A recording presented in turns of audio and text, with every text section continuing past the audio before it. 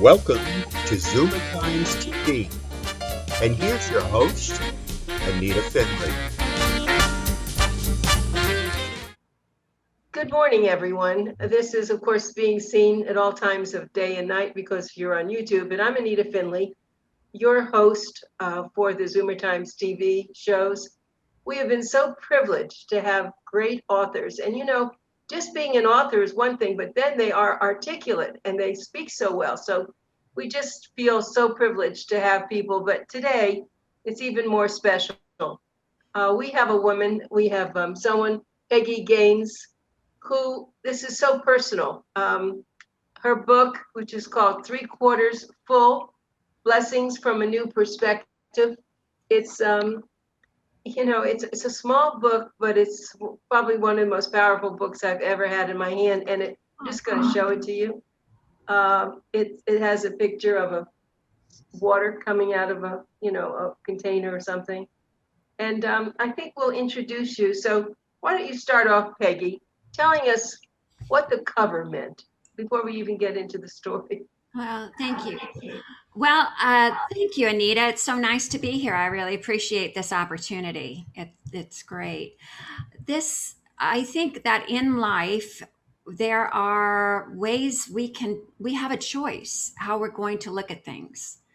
We can focus on our problems, on what we don't have, on what is not working, on what we've lost, or we can make the decision to turn our focus and focus on all the gifts that we've been given, all the blessings that we've been given in our lives.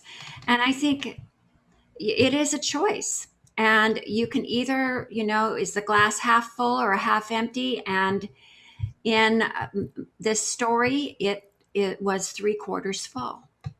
So. Yeah. What was your childhood? Before we get into the story, what made you, you're so compassionate and you're charming, but you also have a big heart. And what was your childhood like? I don't know. I was the oldest. I grew up in the Midwest in Kansas City. I am the oldest of 6 children. And so, maybe it was just being responsible for the younger brothers and sisters. But I have just always enjoyed, I enjoy science, but I enjoy helping people. And so that is really how I went into nursing, is that I realized I could combine the two. And that's what I did. And that's, and then I became a mom, and every mom is a nurse. And I used some of those skills as I went through motherhood. Okay, so maybe it's time for us to get into this very poignant story. When I first read the book, I just couldn't put it down. It brought me back to a lot of things, but I never had anything happen to me like this. And so I admired Peggy so much. And I thought, Peggy, why don't you kind of give us a little bit of a synopsis of what you did, what the book was about, and then we can move from there. Sure. Well, this book talks about meditation, but meditation started. I have been meditating since the late 90s, and I began meditating because I was having trouble sleeping, like so many people. And I didn't really realize it, but the universe was preparing me for something bigger than just some, my own sleepless nights. I am married. My husband is a biology professor at the University of Miami, and we have 2 children. And we loved, as a family, to go on vacations and go out into, I wanted our kids to really appreciate nature. So we go to national parks and we do, kayaking and canoeing and a lot of hiking. And we just come back from a great hike and a trip to Glacier National Park, which is in Montana. And our son at that point was ready to begin his senior year in high school. And he was a big guy. He was 6'4". He, worked out, and he was very smart. He was very sensitive. He was funny, and he was just a nice guy. And so he came into my bedroom, and I'm getting ready. It's 3 weeks before school's going to start. And I'm in the closet and I'm pulling stuff out and trying to organize and thinking, okay, this needs to go to Goodwill. This needs to go in the trash. This needs to be cleaned. And I've got stacks of stuff all over the place. And he comes in, he goes, Mom, Mom. And, if you've got teenage boys, or you remember having teenage boys, they always think they need to have attention right now. And so I go, okay, so what is the issue? What's the problem? And he says, Mom, look at my smile. And I looked at his smile, and his smile was crooked. And he said, look at my driver's license. And he held up his driver's license, and it was perfectly symmetrical. His smile was perfectly symmetrical. So as a nurse, I'm thinking, okay, what could all the problems be? And I didn't think he'd had a stroke. I thought, well, maybe, he was overdid it with I thought maybe it was Bell's palsy. Mm-hmm. And then I thought, well, maybe he overdid it lifting weights because, he's a crazy teenage kid and he's overdoing everything. And I thought maybe he pinched a nerve and it's causing some kind of temporary paralysis in his face. And if we just go to a chiropractor, we can take care of it. But in the back of my mind, I knew it was something bigger. I just had this feeling it was. And it was Friday afternoon. And do kids, when they were sick, when you have kids, do they ever get sick except Friday afternoons? Of course. So fortunately, I was able to get an appointment. And we got in the last appointment of the day. We go in and we find out that it is just what I had in the back of my mind, what I had feared. It was a malignant brain tumor. Now, how were they able to tell that quickly? They didn't know it was malignant at that time. The doctor did, looking in his eyes, testing his grip, listening to the history, said, I think it's a brain tumor. He didn't know it was malignant at that point. But we found out over the weekend that it was a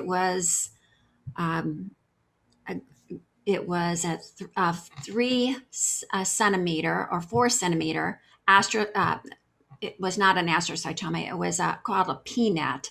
It was about the size of an orange. It was in really? It was in the, and he hadn't had any headaches.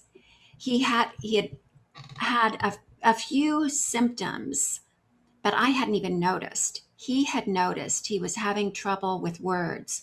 I didn't notice it.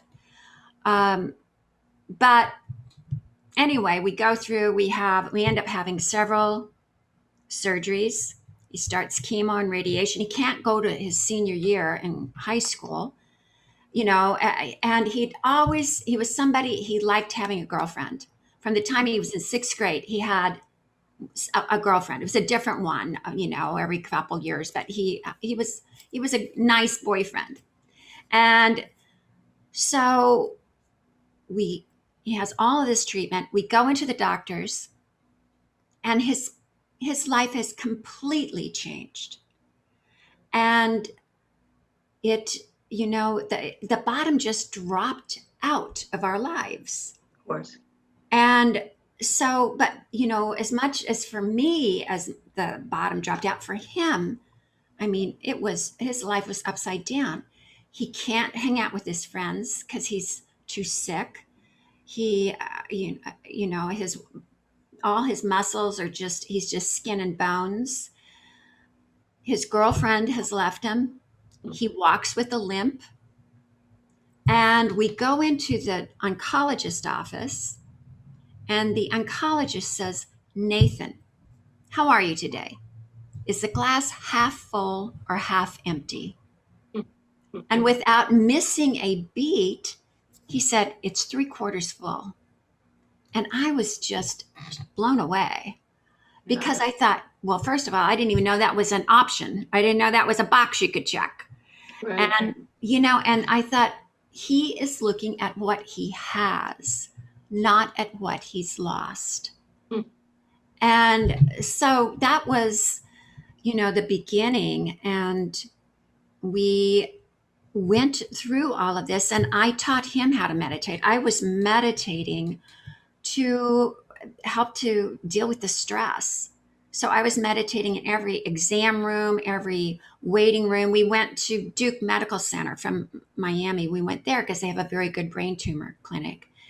And so I was in the planes, and I taught him how to meditate. And that is what helped him as he was going through this. Let me ask you a question, Peggy.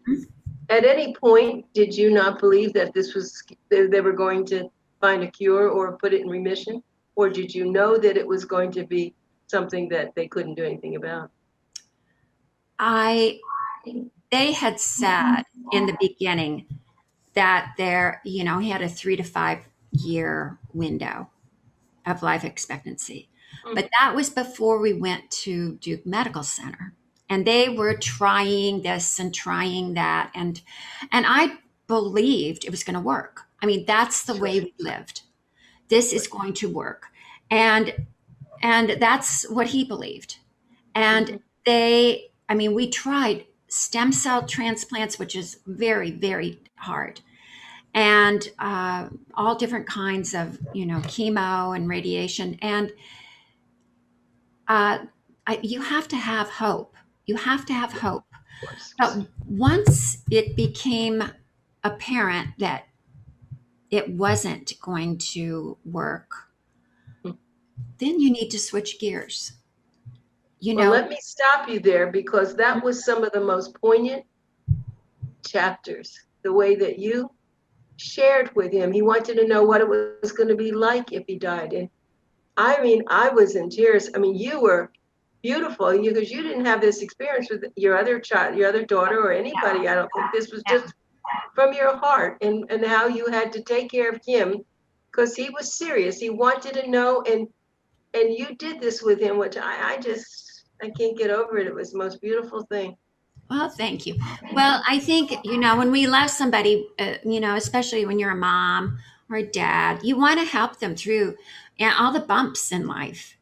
And this was a pretty big bump.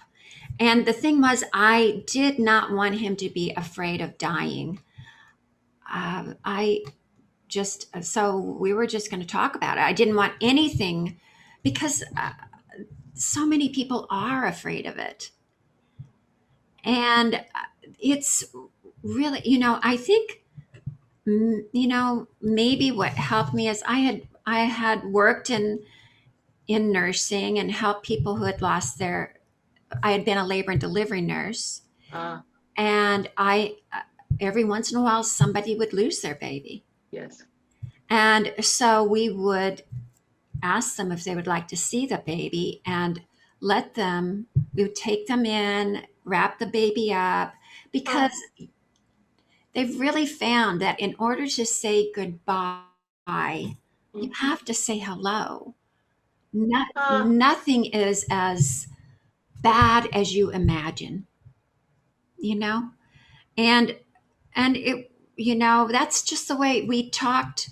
I had lost a baby too at about 5 months gestation, and it was right at Christmas time. So that was between my son and my daughter, and a friend had given me a little Christmas ornament that was in the shape of an angel. So this baby, if he had lived, his name would have been Eric. And so every year when we put the tree up, we'd put the angel on, and we talk about Eric. How old would Eric be, and how tall would he be? And so this was a way of letting my children know they already knew somebody in heaven. Yeah. It wasn't some weird, unusual place. They knew somebody there. Right. And that was a way to talk about death. So I think that was a blessing that I was given to help with this process. My To guest is Peggy Gaines. She is the author of this. I don't even know how to describe the book, but it's called Three Quarters Full. And if you were listening, it's something that Nathan said when he was asked how he felt, about this, what was going on. He said it was 3/4 full. And Peggy is absolutely a marvelous woman. And if you would like to buy this book, and I suggest, well, let me just go back a minute. We love this book so much, and she actually was the book of the month. And I'm just going to put this up. This was the May issue. If you have your issue, you'll see it right there. We did a review, and it's a hard review, I must say. I loved it, but it was hard to get the words out to share with people. And if you want to buy the book, and I suggest whether you ever had a child who passed away or a mother or father, anybody, you ought to get it because it's so inspiring. And I think it will take your life and give it a lot more meaning if you would see what a young man, 17 years old, who is now going to not be around, how he handled it. And of course, his mother. And we don't, and I will tell you, the father and the sister, they all joined forces. But if you would go to the way to do this, you can actually go, well, let me finish this. The book's called 3/4 Full, Blessings from a New Perspective. Blessings from a New Perspective, which is interesting in itself, because it is a new perspective to think about this. And if you want to go to the website, you can always go to Amazon.com and get it. But if you want to go, it's called Meditation with Peggy Gaines, GAINES.com. Okay, Peggy, let's keep going with this because it was, you had to take care of him. You had to deal with your daughter, your husband. Mhm. Everybody was dealing with everybody, and he didn't. He was getting worse, and you saw that, and he saw it, and I think that was probably very difficult for you. It wasn't like it just stayed and it was inside. His body, that tall 6'2" guy, or whatever how tall he was shrinking and he was Yeah. deteriorating in front of you. Hmm. He was, and and it was hard, but honestly, if somebody said, "You have a choice. I can give you $5 million, or you can go through this with your child," I would take that in a blink of the eye. I felt I felt like my soul just, I felt it really expanded.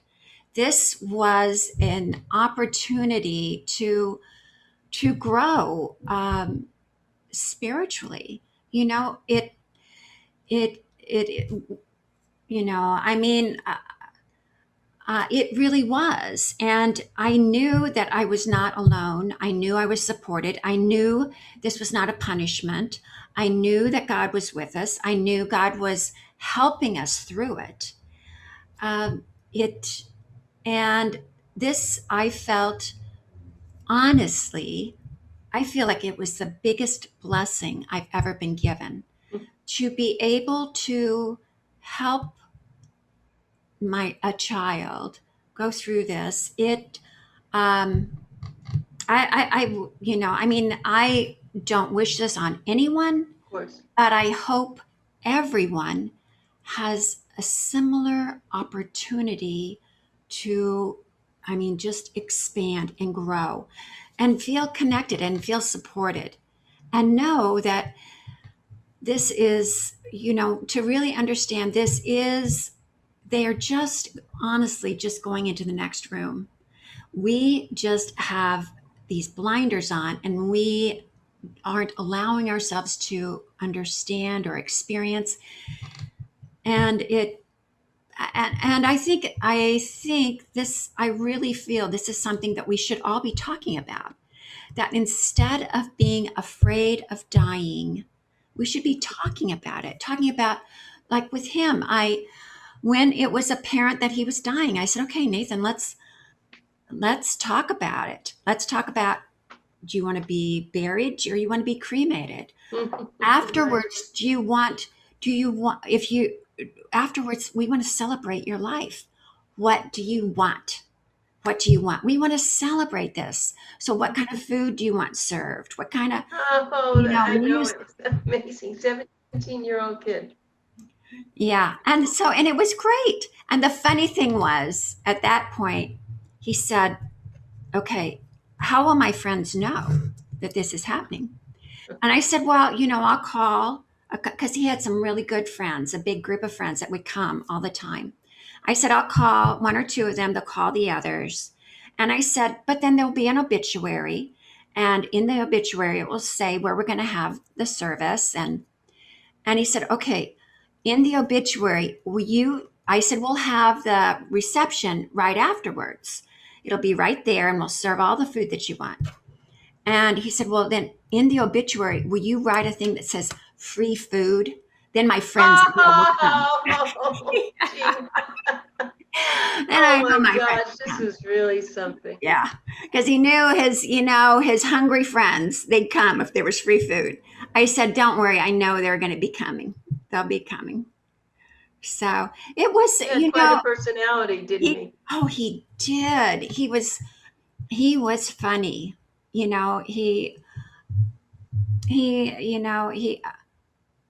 should I tell the thing about when the doctor told him? Yes. Yeah, I think Okay. you Okay. can say anything, and Okay. it's all, go ahead. Okay.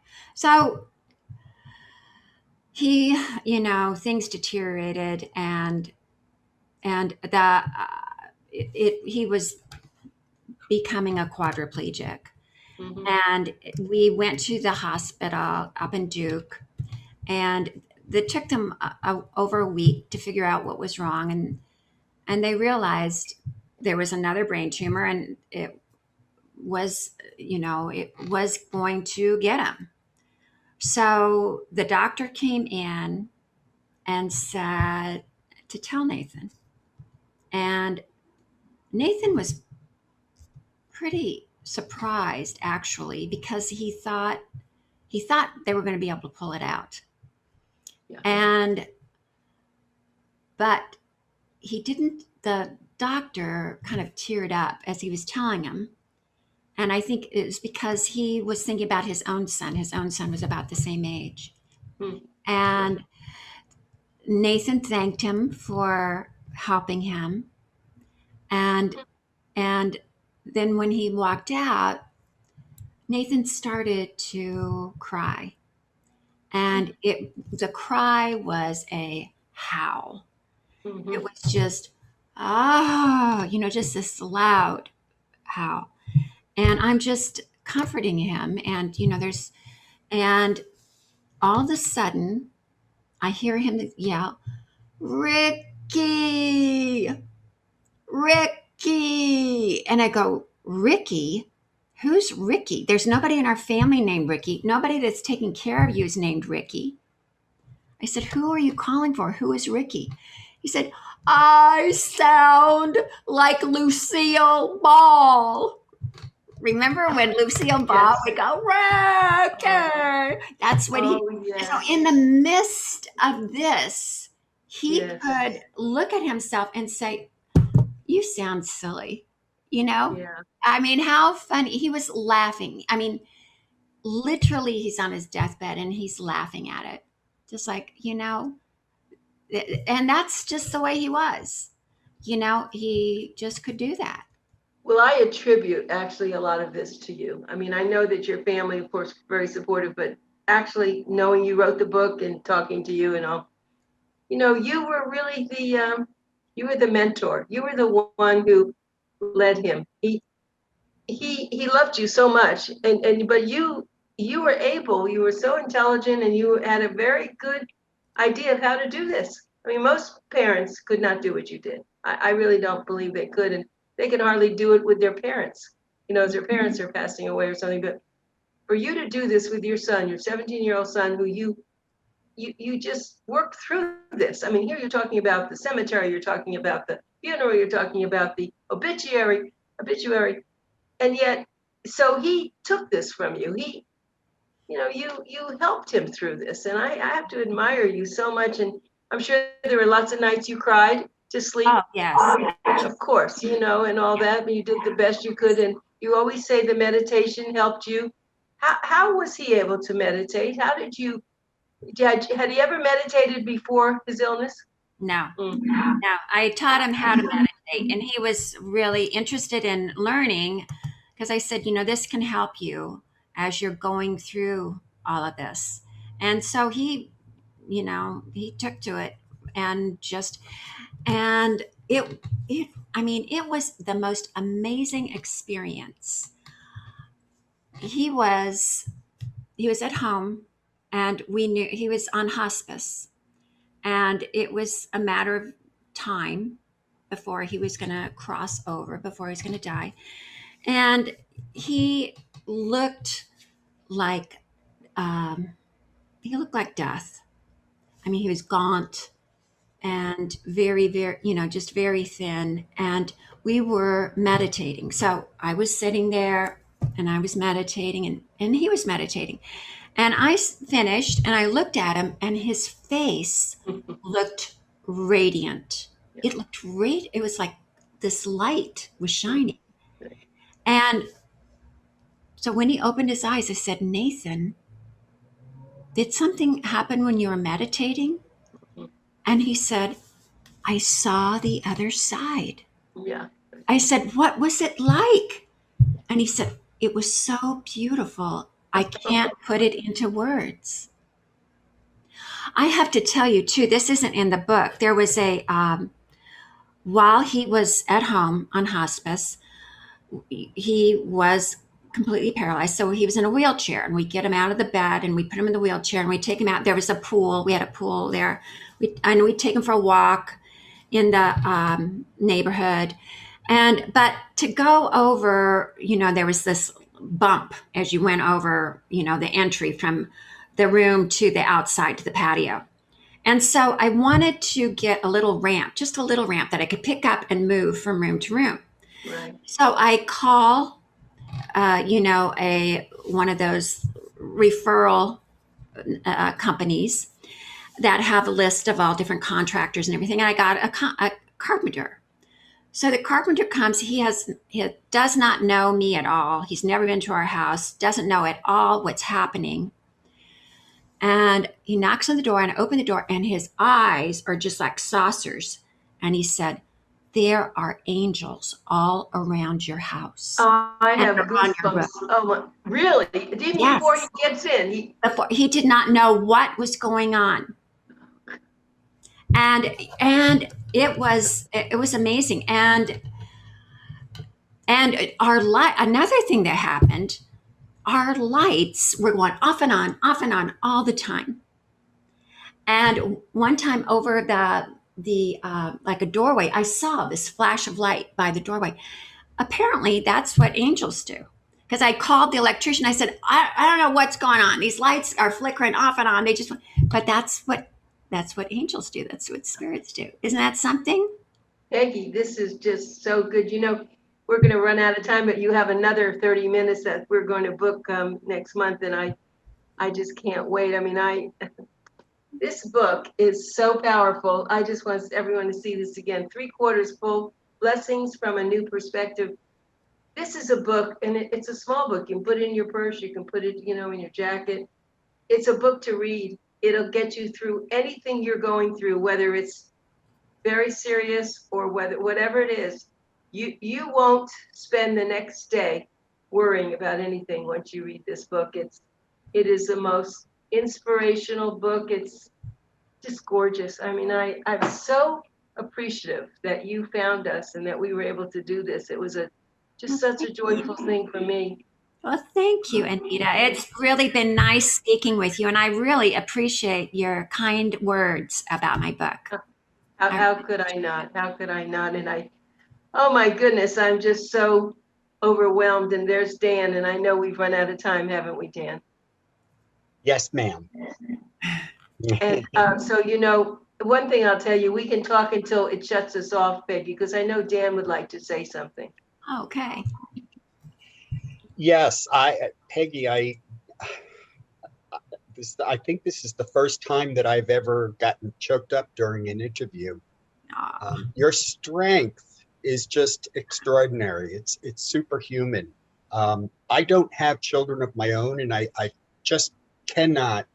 It's not even something that I can imagine. It's beyond my thought process. But Dan just went through a heart attack that Yeah. he's lucky to be alive, and Oh he my goes gosh. through this. So I'm sure a lot of times, Dan, I'd like you to have the book to read.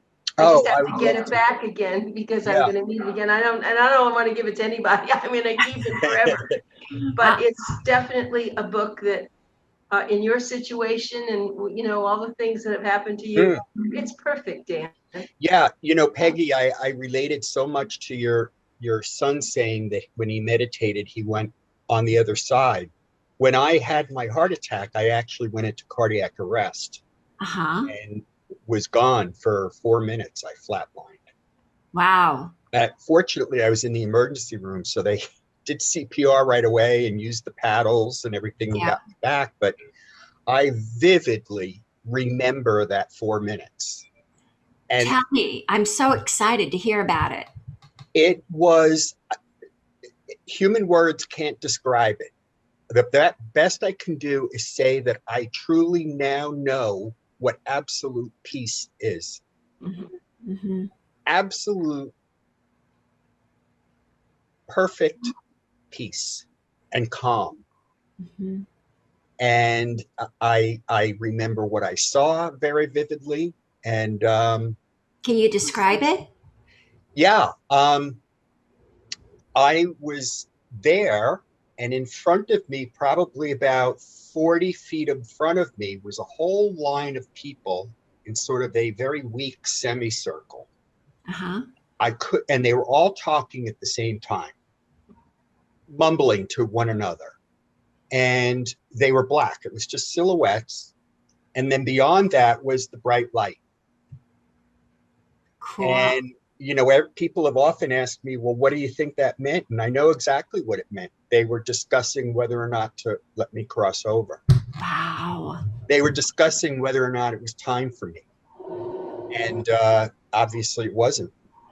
Peggy, I'm very close to Dan, and I've never heard this story. So really? That's what your book's going to do for people. Dan, that's very special. And I always worry we're going to shut off, but and we will get back.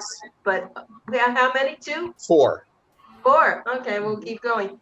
Peggy, that was very beautiful. It's funny. I have a friend. I wasn't friendly with her at the time. Her daughter was 17 when she got leukemia. Oh. And I don't think she handled it the way you did because her hair got turned white. It took her, I think, 10 to 20 years to get over this. Oh. So when you're in meditation, and I know you have meditation classes, do you deal with people like this? Do you help them? Yes.